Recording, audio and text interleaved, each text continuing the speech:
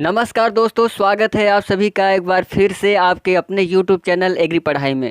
दोस्तों, आज का टॉपिक आप सबके लिए बिल्कुल भी नया नहीं है, खासकर उनके लिए जिन्होंने मेरा पिछला वीडियो देखा है। और जिन्होंने नहीं देखा है दोस्तों, वो जा कर के पिछला वीडियो देख ले, ताकि उन्हें आज के वीडियो में किसी भी प्रकार का कन्फ्यूज़न ना हो।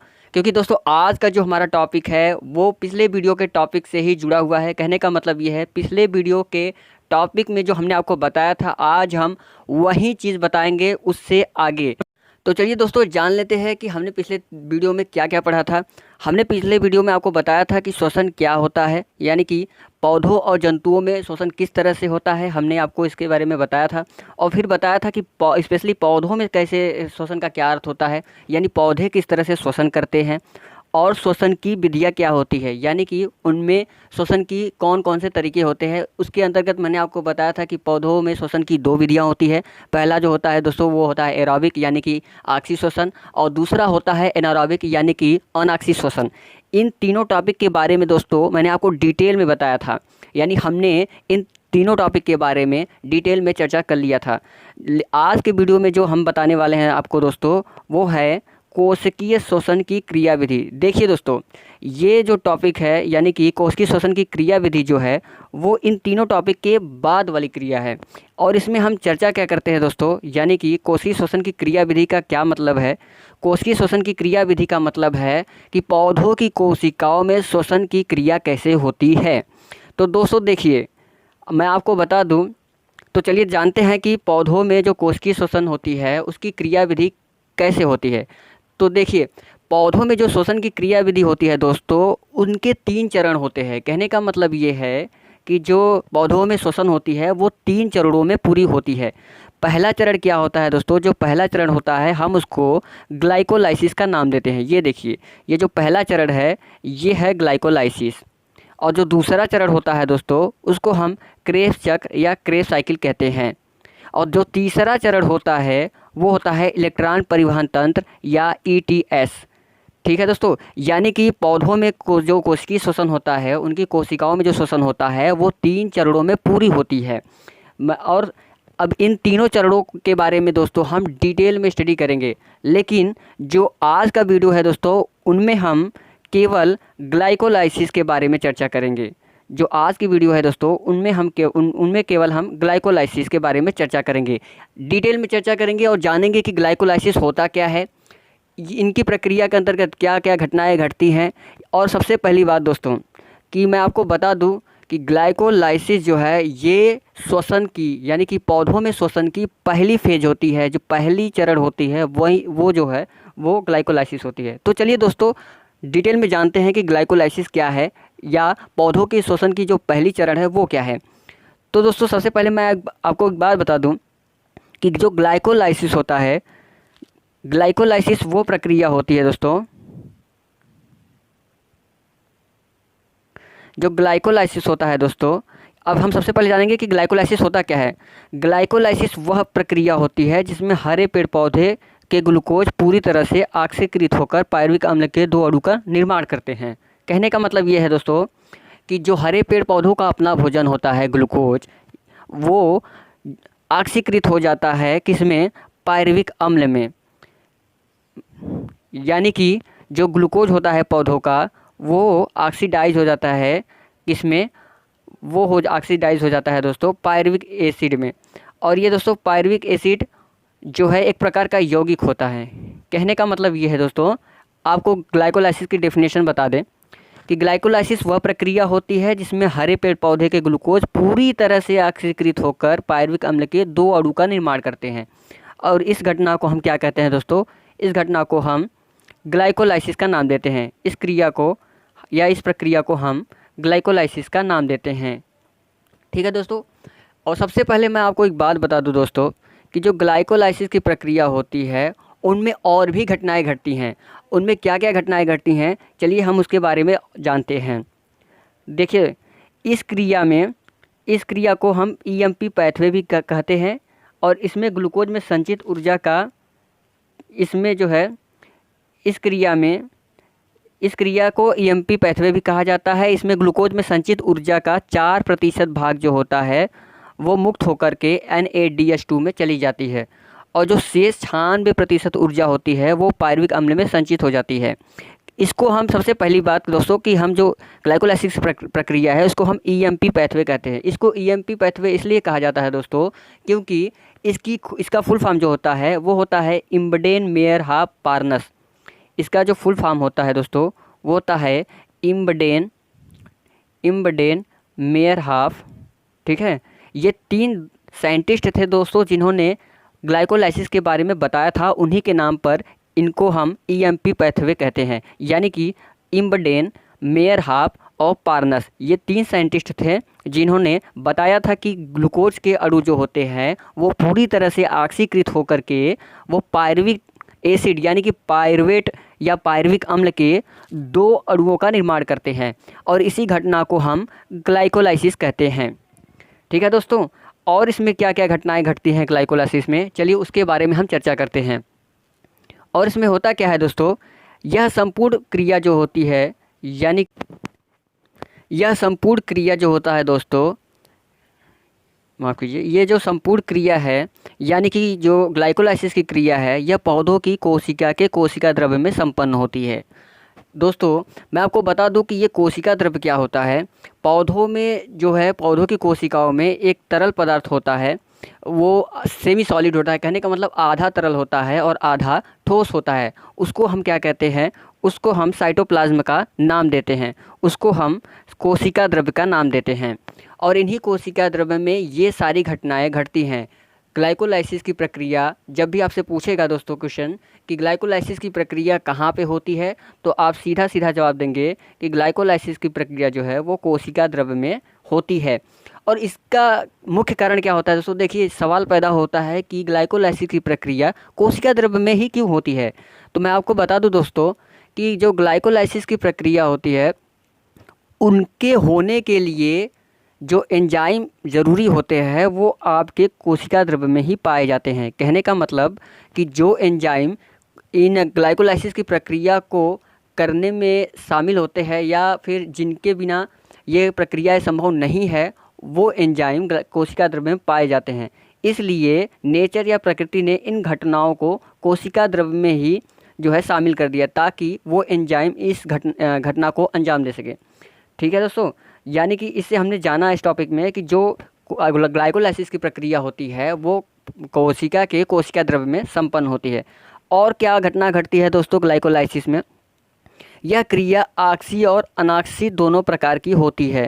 कहने का मतलब ये है दोस्तों कि देखिए जो ग्लाइकोलाइसिस की प्रक्रिया होती है उसके लिए श्वसन अगर है यानी ऑक्सीजन की उपस्थिति है तो ठीक है, तब पर भी ये क्रिया होगी, और अगर वो ऑक्सीजन अनुपस्थित है तब पर भी ये प्रक्रिया संभव होगी। यानी कि ये प्रक्रिया जो है यानी ग्लाइकोलाइसिस जो है वो कॉमन होता है दोस्तों, ऑक्सीजन की उपस्थिति में भी होता है और ऑक्सीजन के अनुपस्थिति में, यानी कि ऑक्सी श्वसन भी होता है और अनॉक्सी श्वसन भी होता है। ये बहुत ही इंपॉर्टेंट बात है दोस्तों, आप इस पर फोकस करेंगे। ठीक है, और क्या होता है, और देखिए यह क्रिया 10 चरणों में पूरी होती है। कहने का मतलब ये है दोस्तों, देखिए सबसे पहले मैं आपको एक बात बता दूं कि जो पौधों में श्वसन होता है उनकी प्रक्रिया बहुत धीमी होती है जंतुओं में श्वसन की तुलना में। कहने का मतलब जंतुओं में यानी जीवों में, हमारे और आपके अंदर नेचर या प्रकृति या भगवान ने हमारी सुविधा के लिए, हमारे आसानी के लिए हमें एक अलग से श्वसन के लिए एक विशेष अंग दिए जिनको हम फेफड़ा कहते हैं, ताकि हम आराम से आसानी से श्वसन कर सके, हमें कोई प्रॉब्लम ना हो। लेकिन पौधों के साथ क्या हो दोस्तों, थोड़ी सी भेदभाव हो गई। बेचारे पौधों को एक ही अंग दिया गया, वो अंग क्या है दोस्तों, वो अंग है पत्तियाँ, और उनसे कहा गया कि इन्हीं पत्तियों के ज़रिए आप श्वसन भी करेंगे और इन्हीं पत्तियों के ज़रिए आपको उत्सर्जन भी करना है और वाष्पोत्सर्जन भी करना है, यानी कि एक पंथ 4 काज। यानी दोस्तों एक ही अंग और 4 काम। तो कहने का मतलब ये है कि जब आपको एक ही अंग से 4 काम करने हैं तो जाहिर सी बात है उसमें आपको समय ज़्यादा लगेगा। तो बिल्कुल पौधों के साथ यही घटना होती है। पौधों को एक ही अंग मिलता है यानी लीफ यानी पत्तियाँ, और इन्हीं के ज़रिए उन्हें वाष्पोत्सर्जन भी करना होता है, उत्सर्जन भी करना होता है और श्वसन भी करना होता है। इसलिए इनकी प्रक्रिया बहुत धीमी होती है। तो चलिए दोस्तों जानते हैं इसी कारण क्या होता है कि जो ग्लाइकोलाइसिस होता है वो इतना धीमा होता है कि वो 10 चरणों में पूरा होता है। अब हम जानेंगे दोस्तों कि ये 10 चरण कौन कौन से होते हैं, ठीक है, उसके बारे में हम डिटेल में चर्चा करेंगे। लेकिन दोस्तों उससे पहले मैं आपको बता दूं कि जो 10 चरण ये क्रियाएं होती है, जो 10 चरण में कंप्लीट होता है ग्लाइकोलाइसिस, उसमें इस क्रिया में विभिन्न प्रकार के एंजाइम भाग लेते हैं जो उत्प्रेरक का कार्य करते हैं। मैंने आपको बताया था दोस्तों कि ग्लाइकोलाइसिस की प्रक्रिया कोशिका द्रव्य ग्लाइकोलाइसिस की प्रक्रिया कोशिका द्रव्य में होती है, और इस क्रिया को करने के लिए, यानी कि इस क्रिया को बढ़ाने के लिए जो होते हैं वो एंजाइम उसके लिए ज़रूरी होता है, और ये एंजाइम उत्प्रेरक का काम करते हैं। देखिए दोस्तों, एंजाइम जो होते हैं वो उत्प्रेरक का काम करते हैं, और ये उत्प्रेरक क्या होते हैं मैं आपको बता दूं दोस्तों कि जो उत्प्रेरक होते हैं ये ऐसे पदार्थ होते हैं जो किसी क्रिया को या तो शुरू करते हैं, या शुरू करने के लिए फोर्स करते हैं, या तो उसको बंद कर देते हैं। लेकिन यहाँ पे उत्प्रेरक क्या करते हैं, ये बंद नहीं करते हैं, ये इस क्रिया को जो है बढ़ाते हैं, यानी कि जो ग्लाइकोलाइसिस की प्रक्रिया है उसको प्रेरित करते हैं कि ये प्रक्रिया पौधों की कोशिकाओं में संपन्न हो। और ये एंजाइम पाए कहाँ जाते हैं, ये कोशिका द्रव्य में पाए जाते हैं जहाँ पर ग्लाइकोलाइसिस की प्रक्रिया घटती है, ठीक है दोस्तों। और उसके बाद क्या होता है, ग्लूकोज के एक अणु से पायरुविक अम्ल के 2 अणु बनते हैं। मैंने आपको पहले ही बताया था दोस्तों कि जो है जो ग्लाइकोलाइसिस की प्रक्रिया होती है उसमें जो ग्लूकोज होता है, यानी कि C6H12O6, ये क्या होता है, ये पूरी तरह से ऑक्सीकृत हो जाता है और क्या बनाता है, पायरुविक अम्ल बनाता है। पायरुविक अम्ल के कितने अणु बनाता है दोस्तों, ये पायरुविक अम्ल के 2 अणुओं का निर्माण करता है। ये आपको बहुत विशेष ध्यान देना है यहाँ पे दोस्तों कि जो ग्लूकोज के एक अणु, यानी कि ये देखिएगा कि ग्लूकोज के एक अणु ऑक्सीकृत होते हैं और पायरुविक अम्ल के 2 अणुओं का निर्माण करते हैं। ये बहुत फोकस करने वाली बात है दोस्तों, ठीक है। और सबसे बड़ी बात कि इसमें ऊर्जा मुक्त होती है। कहने का मतलब ये है दोस्तों कि जो ग्लाइकोलाइसिस की प्रक्रिया होती है उनमें ऊर्जा भी निकलती है। श्वसन का मुख्य काम ही होता है ऊर्जा का निष्कासन, यानी कि श्वसन का जो मुख्य उद्देश्य होता है उसका यही पर्पज होता है दोस्तों कि श्वसन ऊर्जा निकले और उनका प्रयोग पौधे जिंदा रहने के लिए करें, ठीक है। और श्वसन की क्रिया में क्या घटनाएं घटती हैं, चलिए जानते हैं। देखिए, श्वसन की क्रिया में जो घटना घटती है, ग्लाइकोलाइसिस की प्रक्रिया में कुल 8 एटीपी का लाभ होता है। कहने का मतलब ये है दोस्तों कि जो ग्लाइकोलाइसिस की प्रक्रिया में 8 एटीपी अणु निकलते हैं। ये एटीपी क्या होता है दोस्तों, मैंने आपको बताया था पिछले वीडियो में कि जो एटीपी होता है वो ऊर्जा सिक्का होता है, यानी कि जो पौधों में जो श्वसन की प्रक्रिया के दौरान जो ऊर्जा निकलती है वो इन्हीं एटीपी में जाकर के जमा हो जाती है, ठीक है। और ग्लाइकोलाइसिस की ये जो प्रक्रिया है इसमें 8 एटीपी अणुओं का लाभ होता है। और सबसे बड़ी बात दोस्तों कि इस क्रिया में कार्बन डाइऑक्साइड नहीं निकलता है। अब हम इसके जो 10 चरण हैं, 10 स्टेप हैं, उसके बारे में चर्चा करेंगे। तो दोस्तों देखिए, ये जो है ग्लाइकोलाइसिस की प्रक्रिया है, ठीक है। ये जो है ग्लाइकोलाइसिस की प्रक्रिया दोस्तों, ये इस ग्लाइकोलाइसिस की प्रक्रिया का शुरुआत कहाँ से होता है दोस्तों, वो होता है ग्लूकोज से, ठीक है। ग्लाइकोलाइसिस की प्रक्रिया ग्लूकोज से शुरू होती है और उनमें विभिन्न प्रकार के एंजाइम जो होते हैं वो भाग लेते हैं। और सबसे पहली बात दोस्तों कि ये जो एंजाइम होते हैं ये किसी एक विशेष पदार्थ पर ही काम करते हैं, उन्हीं को ऑक्सीकृत करने का काम करते हैं। सबसे पहली बात कि मैं आपको बता दूं दोस्तों कि ये जो एंजाइम होते हैं ये उन पदार्थों को तोड़ने का काम करते हैं ताकि उनसे ऊर्जा निकल सके। और ग्लूकोज क्या होता है, इसमें धीरे धीरे टूट करके पायरुविक अम्ल का निर्माण कर देता है। और ये पायरुविक अम्ल कितने होते हैं दोस्तों, मैंने आपको बताया था कि 2 अणु का जो है निर्माण होता है, 2 पायरुवेट अणुओं का निर्माण होता है। तो चलिए दोस्तों जानते हैं कि ये 10 स्टेप कैसे कंप्लीट होता है, यानी कि ग्लूकोज से पायरुविक अम्ल के निर्माण में ये जो 10 चरण है वो कैसे है हैं कौन कौन से हैं। सबसे पहला जो चरण होता है दोस्तों,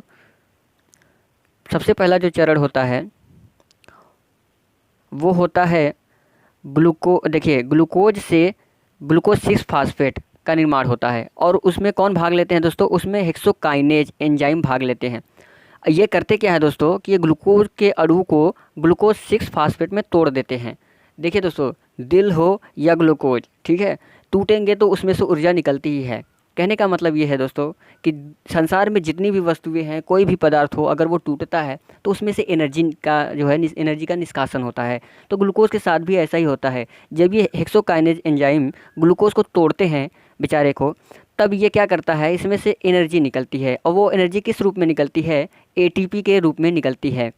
और ये कितने एटीपी होते हैं दोस्तों?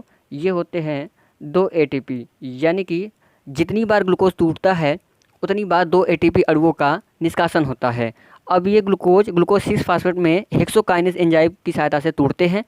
और फिर उसके बाद दूसरा एंजाइम आता है। यानी कौन एंजाइम होता है दोस्तों? वो होता है फास्फोग्लूको आइसोमरेज। अब ये जो फास्फोग्लूको आइसोमरेज एंजाइम होता है दोस्तों, ये ग्लूकोज 6 फास्फेट को फ्रैक्टोज 6 फास्फेट में तोड़ देता है। कहने का मतलब ये है दोस्तों कि फास्फोग्लूको आइसोमरेज एंजाइम की सहायता से ग्लूकोज 6 फास्फेट जो है वो फ्रैक्टोज 6 फास्फेट में टूट जाता है। लेकिन यहाँ पे कोई एनर्जी नहीं निकलती। अब एनर्जी निकलती कहाँ है दोस्तों? इसके आगे वाले चरण में। उसमें क्या होता है कि जो फ्रैक्टोज 6 फास्फेट होता है वो फ्रैक्टोज काइनेज एंजाइम की सहायता से टूटता है किसमें? फ्रैक्टोज 1,6 बाई फास्फेट में। लेकिन यहाँ पर देखिए दोस्तों, यहाँ पर एटीपी यानी 2 एटीपी एनर्जी का निष्कासन होता है। इसमें देखिए दोस्तों, ग्लाइकोलाइसिस की प्रक्रिया में जो एटीपी यानी ऊर्जा का जो निष्कासन है, ये बहुत मैटर करता है। आपको यही नोटिस करना है कि कहाँ पर ऊर्जा का निष्कासन हो रहा है, कितने अणुओं का निष्कासन हो रहा है। तो सबसे पहले मैं आपको बता दूं दोस्तों कि जहाँ पर भी एटीपी अणुओं का निष्कासन हो रहा है, वहाँ पर 2 अणुओं का जो है निष्कासन हो रहा है, यानी 2 अणु निकल रहे हैं। तो चलिए दोस्तों देखते हैं कि जो फ्रैक्टोज 1,6 बाई फास्फेट होता है, ये एल्डोलेज एंजाइम की सहायता से 2 भागों में टूट जाता है। और वो पहला भाग क्या है दोस्तों? वो पहला भाग है ग्लिसरेल एल्डिहाइड और दूसरा है डिहाइड्रोऑक्सीटोन। और दोस्तों देखिए, यानी ये जो एल्डोलेज एंजाइम होता है वो फ्रैक्टोज 1,6 बाई फास्फेट को इन 2 भागों में तोड़ देता है। और फिर जो ये ग्लिसरेल एल्डिहाइड जो है 3 फास्फेट, ये दोस्तों आइसोमेरेज एंजाइम की सहायता से किस में टूटता है? ये टूटता है 1,3 बाई फास्फोग्लिसरेट में। ठीक है दोस्तों। और इसमें से क्या होता है? इसमें से 2 प्लस और NADH, यानी कि ये दोस्तों एक प्रकार के यौगिक होते हैं, इनका निष्कासन होता है। अब हम जानेंगे कि 1,3 बाई फास्फोग्लिसरेट जो होता है दोस्तों, ये जो यौगिक होता है वो फास्फोग्लिसरल को काइनेज एंजाइम की सहायता से किस में टूटता है? वो टूटता है 3 फास्फोग्लिसरेट में। और यहाँ पर आप नोटिस करेंगे दोस्तों कि यहाँ पर 2 एटीपी अणुओं का निष्कासन हो रहा है। आप दोस्तों सिर्फ एटीपी अणुओं पर फोकस करेंगे कि कितने एटीपी अणु निकल रहे हैं। 2 एटीपी अणु यहाँ निकल रहे हैं, 2 एटीपी अणु यहाँ निकल रहे हैं और 2 एटीपी अणु यहाँ निकल रहे हैं। तो मैंने आपको बताया था दोस्तों आगे कि इन संपूर्ण प्रक्रिया में, ग्लाइकोलाइसिस की जो पूरी प्रक्रिया है, इसमें कहीं पर भी आपको कार्बन डाइऑक्साइड निष्कासित होते हुए नहीं दिखाई देगा। कहने का मतलब ये है कि ग्लाइकोलाइसिस की प्रक्रिया में कार्बन डाइऑक्साइड का निष्कासन नहीं होता है। तो ठीक है दोस्तों, अब यहाँ पर हम जो फास्फोग्लिसरल काइनेज एंजाइम था, ये 3 फास्फोग्लिसरेट है, ये ग्लिसरल मोटेज एंजाइम की सहायता से जो है वो 2 फास्फोग्लिसरेट में चेंज हो जाता है, यानी टूट जाता है। ये देखिए दोस्तों, ये क्या है? ये ग्लूकोज ही है जो टूट रहा है छोटे छोटे अणुओं में। और उनको तोड़ कौन रहा है? उनको ये एंजाइम तोड़ रहे हैं। और उनसे हो क्या रहा है? उनसे ऊर्जा निकल रही है। और इन्हीं ऊर्जा का प्रयोग पौधे की कोशिकाएं करती हैं। ठीक है। अब ये एनालेज जो एंजाइम होता है दोस्तों, ये क्या करता है? ये जो फास्फोइनाल पायरुवेट जो होता है, यानी PEP, उसको तोड़ता है किस में? पायरुवेट में। ठीक है दोस्तों। और यहाँ पर भी 2 एटीपी अणुओं का निष्कासन होता है। तो सबसे पहले आप काउंट कर लीजिए दोस्तों कि जो ग्लाइकोलाइसिस की प्रक्रिया है उसमें कितने एटीपी अणु निकल रहे हैं, क्योंकि इसके बारे में आपको पूछा जाता है कि ग्लाइकोलाइसिस की संपूर्ण प्रक्रिया में कितने एटीपी अणुओं का लाभ होता है।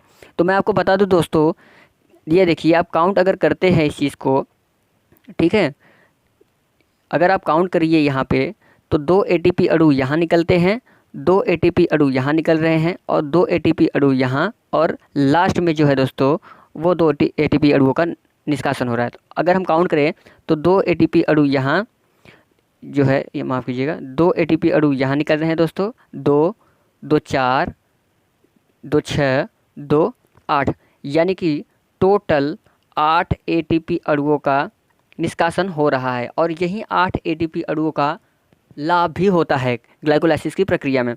ठीक है दोस्तों, तो ये जो है दोस्तों ग्लाइकोलाइसिस की प्रक्रिया थी जो 10 चरणों में पूरी होती है। कहने का मतलब ये है, जो ग्लूकोज होता है वो जो है टूटता है, टूटते टूटते पायरुवेट में चेंज होता है और पायरुवेट के 2 अणुओं का निर्माण करता है। सबसे पहले मैं आपको बता दूं दोस्तों, ये बताना मैं भूल गया था, ठीक है, कि जो ग्लाइकोलाइसिस होता है, देखिए ग्लाइकोलाइसिस यानी कि जो ग्लाइको होता है, ग्लाइको का मतलब ये 2 शब्दों से मिलकर बना होता है, ग्लाइको और लाइसिस।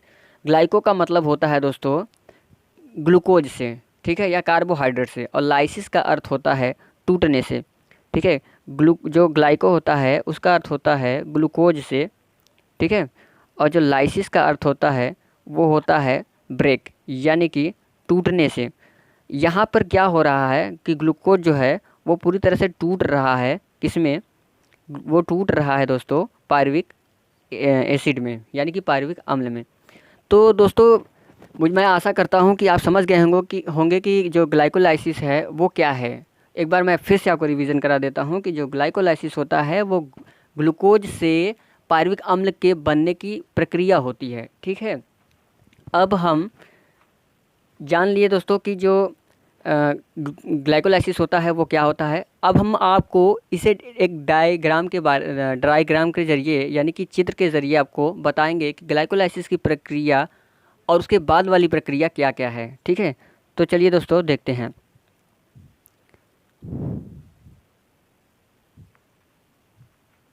ये देखिए, जो ग्लूकोज से ग्लाइकोलाइसिस जो की प्रक्रिया होती है दोस्तों, कहने का मतलब ये है कि जो ग्लूकोज से पायरुवेट की जो निर्माण की प्रक्रिया है, हम वो पहली फेज होती है, पहला चरण होता है श्वसन का पौधों में। ठीक है, इसको हम ग्लाइकोलाइसिस का नाम देते हैं। और इसमें ठीक है उसके बाद वाली जो प्रक्रिया होती है दोस्तों, वो डिपेंड करता है ऑक्सीजन की उपस्थिति और अनुपस्थिति पर। अगर ऑक्सीजन उपस्थित है तो उसको हम, अगर ऑक्सीजन की उपस्थिति में वो क्रियाएं चल रही हैं, वो प्रक्रियाएं चल रही हैं, आगे बढ़ रही है, यानी कि पायरुवेट अम्ल जो है, पायरुविक एसिड जो होता है या पायरुवेट, अगर ऑक्सीजन की उपस्थिति में टूट रहा है या ऑक्सीकृत हो रहा है, तो उसको हम, इस घटना को हम क्रेब्स साइकिल का नाम देते हैं, जो कि ग्लाइकोलाइसिस की दूसरी चरण होती है, यानी दूसरी अवस्था होती है। ठीक है, और उसके बाद फिर वो क्रिया यानी क्रेब्स साइकिल की क्रिया जो है वो आगे बढ़ती है, और उससे क्या कहते हैं दोस्तों, उस क्रेब्स साइकिल की क्रिया में के बाद जो घटना घटती है उसको हम इलेक्ट्रॉन ट्रांसपोर्ट कहते हैं, जो कि ग्लाइकोलाइसिस की तीसरी फेज होती है और अंतिम फेज होती है। तो आज की जो वीडियो में हमने पढ़ा दोस्तों, वो हमने सिर्फ एक फेज के बारे में पढ़ा, और वो फेज कौन था दोस्तों, वो फेज था ग्लाइकोलाइसिस। ठीक है, और उसके बाद नेक्स्ट वीडियो में मैं आपको बताऊंगा कि क्रेब्स साइकिल क्या होता है, यानी कि ग्लाइकोलाइसिस की दूसरी अवस्था क्या होती है, और फिर उसके बाद मैं आपको बताऊंगा कि ग्लाइकोलाइसिस की तीसरी यानी कि इलेक्ट्रॉन ट्रांसपोर्ट वाली अवस्था क्या होती है, इनमें क्या क्या घटनाएं घटती हैं और क्या होता है। ठीक है, और मैं आपको बता दूं दोस्तों कि अगर ऑक्सीजन के अनुपस्थिति में श्वसन पायरुवेट एसिड जो है वो चेंज हो जाता है, किसमें, लैक्टिक एसिड और एथेनॉल में। इस प्रक्रिया को हम फार्मेंटेशन कहते हैं, यानी किण्वन का नाम देते हैं। तो दोस्तों ये था आपका ग्लाइकोलाइसिस। आई होप कि आप इसको अच्छे से समझ गए होंगे, और जो भी डाउट है आप कमेंट बॉक्स में जो है दोस्तों उसको लिख दीजिए, आप कमेंट करिए, मैं आपको जवाब दूंगा। जहाँ पे आपको कोई डाउट है, कोई सस्पेंस है, वो मैं आपका क्लियर कर दूंगा। ठीक है, और सबसे पहली बात दोस्तों कि अगर आपको वीडियो अच्छी लगी हो, आपको इससे कोई हेल्प मिली हो, तो आप प्लीज़ वीडियो को ज़रूर सब्सक्राइब कीजिए। ठीक है, चैनल को ज़रूर सब्सक्राइब कीजिए और वीडियो को लाइक कीजिए दोस्तों। ठीक है, और सबसे पहली बात, मेरा पर्पज़ है आपको बेहतर देना। ठीक है, मुझे आपके लाइक और सब्सक्राइब से दोस्तों बहुत ख़ास फ़र्क नहीं पड़ता है। मैं सोचता हूँ जो भी है मेरे पास, जो नॉलेज है वो आपको दिया जाए, अच्छे से अच्छा नॉलेज आपको दिया जाए, आपकी नॉलेज में इम्प्रूवमेंट किया जाए दोस्तों। ठीक है, आपको क्या है, मैं आपके लिए इतना मेहनत करता हूँ दोस्तों, और आपको सिर्फ क्या करना है, छोटी सी मेहनत करनी है कि बस चैनल को सब्सक्राइब करना है, और आपको सारी वीडियो, मेरी जितनी भी वीडियो है दोस्तों, वो फ्री में आपके पास पहुंच जाएंगी। तो आपको कुछ भी नहीं करना है, बस चैनल को सब्सक्राइब करना है, वीडियो को लाइक करना है, और इसको शेयर भी करना है, ताकि ये उन लोगों के पास पहुंच सके जिन्हें इसकी ज़रूरत है। तो ठीक है दोस्तों, नेक्स्ट वीडियो में मैं फिर मिलूँगा आपसे इस टॉपिक के बाद वाले टॉपिक को लेकर के। ठीक है, तब तक थैंक यू सो मच दोस्तों।